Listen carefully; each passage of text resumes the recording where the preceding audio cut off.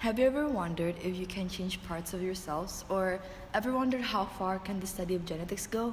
Well, with the development of scientific knowledge, scientists have now found a new, mind-boggling, innovative technology in which they call it CRISPR. However, the technology continued to be controversial as it contradicts with many religious and cultural beliefs. Hello, my name is Fitra. And my name is Chaeon. Today we're going to do our TOK presentation. The RLS chosen for this presentation is an article titled Gene Editing, Religion, and One Scientist's Quest to Reconcile the Two, written by Andrew Joseph on October 14, 2016. It sparked our interest as it shows high relation to the topic that we are currently exploring in class, which is natural science. The article discusses the new CRISPR technology and how religious people are against the idea. It shows both the benefits and ethical issues brought by the implementation of it by demonstrating how the development of CRISPR may help with many genetically inherited diseases or destroy the ethical standards by allowing humans to play God. The article gives a good demonstration of how advancement in technology often goes against the ethical or moral issues owned by an individual. So from the RLS, different first order questions were extracted in relation to the acquisition of knowledge in the article. From the different quotes found from the article, we have created some questions in relation to it. So some of the first order questions that we have formulated include: how can the CRISPR technique be conflicting with other religious beliefs? And how would the authorities be organized for CRISPR technology? Also, what experiment derived the scientists to innovate CRISPR? And how would the authority claim affect the audience's perspective on the new CRISPR technology? Before going to the presentation, we would like to define some of the key terms that will show up often in our presentation. The first term is knowledge. We define knowledge as the theoretical or practical understanding of a subject. And the next term is authority. We define authority as a person or organization who is considered as an expert to a certain topic. And what we meant by progression of knowledge is acquiring more knowledge and being able to flexibly apply or use them in their life. With the recurring theme of science and faith in the article, we have come to formulate the following knowledge question. To what extent does faith have an effect on the progression of knowledge?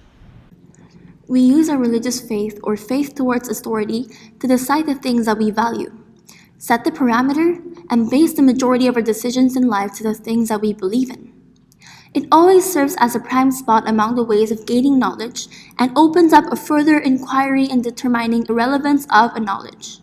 In the real-life situation, the religious groups have their concerns and doubts regarding to CRISPR technology due to the faith they have, which have affected the progression of knowledge. The ways of knowing related to how we can answer the knowledge questions are faith and reason. As for the area of knowledge, we're focusing on natural sciences. Our claim relation to the RLS is faith hinders the progression of knowledge as it sets the knowledge parameter that they hesitate to go beyond. So an individual's strong faith can hinder their ability to expand the knowledge range since knowledge parameters are built around the ethics which they believe. To illustrate, if someone has a fixed faith in regards to something, another knowledge that counters it won't be accepted as it cannot pass through that parameter. If an individual reaches a radical state of their belief, they will be blinded from reality, hence farther away from building up their knowledge. In 140 AD, a scientist named Ptolemy developed a geocentric theory that suggested that planet Earth was the center of the universe, and that everything else revolves around it. This theory is believed by many, including other astronomers. Ancient people who have observed the sun, the moon, and the stars revolving around the Earth once a day has concluded that the Earth has become a fixed point. Almost a century later, Galileo was observing the planet of Venus. He soon realized that the sun was going through phases similar to the moon. This phenomenon can only be explained if the Venus revolves around the sun and not the moon. He then deduced that the center of the universe is the sun, with other planets orbiting around it. Despite his good observation, the Catholic Church, the authority, saw the theory to be heretical. He was forced to not teach defend, or hold in any manner. Hence, he kept his silence for several years to make his life easier, which stopped the progression of knowledge. So, our counterclaim for our claim is that faith towards authority enables shared knowledge to be spread quickly, which then sparks new ideas, allowing more knowledge to be created in a shorter period of time. An example that proves the counterclaim is the development of atomic theory. In 1808, John Dalton proposed that common substances always break down into the same elements, suggesting that all matters are made out of specific atoms. About a century later, J.G. Thomson discovered the electron using the discharge tubes and proposed that there are positive and negative charges that make up an element. Later then, Ernest Rutherford attempted to prove the existence of positive and negatively charged particles by shooting positively charged alpha particles at a sheet of gold foil and observed that most of the particles passed through while some bounced back. He then deduced that atoms are mainly empty space with electrons floating in it, along with the positive charges localized in a small volume in the center. Due to the faith that the scientists had to the previous authority of knowledge, in which this case John Dalton, who proposed that common substances breaks down into smaller things, they were able to create a solid atomic theory. Without faith, the scientists would not have been able to combine their ideas or discover a new fact based on the previous fact. The quick spread of shared knowledge enabled the scientists to complete the theory or develop the theory in a short amount of time. From this, it can be concluded that faith may also accelerate the progression of knowledge. In this case, for example, if Ernest Rutherford did not have faith in J.J. Thomson, he wouldn't be able to explore other experimental ideas to prove and or falsify J.J. Thomson's theory of having negative and positive charged atoms.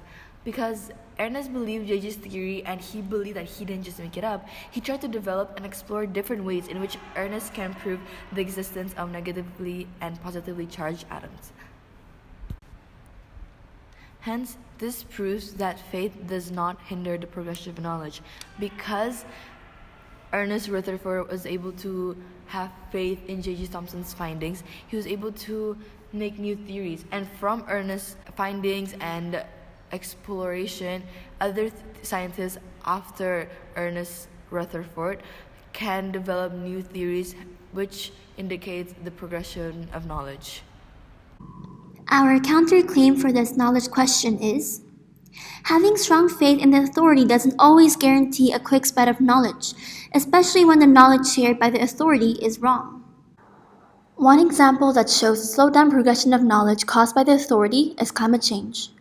About 1 or 2 decades ago, when the phenomenon of climate change has first been suggested, people believed that it is only a problem in the northern or the southern hemisphere, and that it won't affect them at all. A scientist named Craig Lowley, a chief scientist at the National Council for Air and Stream Improvement, even published an article titled Energy and Environment in 2007, which promoted climate change denial. Because many scientists who were considered as the authority denied the evidence of climate change, the progression of knowledge about it slowed down. It was only until the impact got stronger, until society finally realized that the facts suggested by the scientists were invalid. They only got to accept the fact that climate change is a significant issue when the vast amount of evidence supporting the happening of global warming unraveled their faith. Strong faith toward authority blinded their eyes from recognizing the truth, and the wrong information given by them stopped the people from progressing their knowledge about climate change. In relation to the RLS, people's strong faith in their historical and valuable culture may hinder technological advancements, as society might not want to change in their culture. CRISPR's ability to modify genes may contribute to treat genetic error or disease, eradicate the world's dangerous pests, or even resurrect species that may contribute to decreasing global warming. However, because some believe that editing the human gene violates the idea that we are made in God's image, or perhaps worse, allow people to play God, the knowledge is forbidden to be used for people who are suffering from a curable disease. The society has been an obstacle for development of this innovative technology. The American cult in the Guyanese jungle follows a leader named Rev. Jim Jones. They all have strong faith in him, their authority, and are always willing to believe in whatever he says. He ordered his followers to murder a US congressman and several journalists, then commit mass suicide by drinking cyanide-laced fruit punch. About 900 people died through this incident, with the majority containing his followers. The cult has a specific ideology, concepts, or ways of doing which they are brainwashed to do. They should stay within those boundaries so that their action doesn't go against their faith. These boundaries keep them from doing something of their own will. They are not using their knowledge to make decisions, which means there is no progression of knowledge. The second RLS chosen shows great relation to the RLS, as it shows how a strong faith towards something may hinder the progression of knowledge. It may also prohibit them to make their own decision, which means they are not even using the knowledge that they have previously gained. Without using a knowledge, there can never be a progression of knowledge. Therefore, this really shows how faith towards something may hinder the progression of knowledge.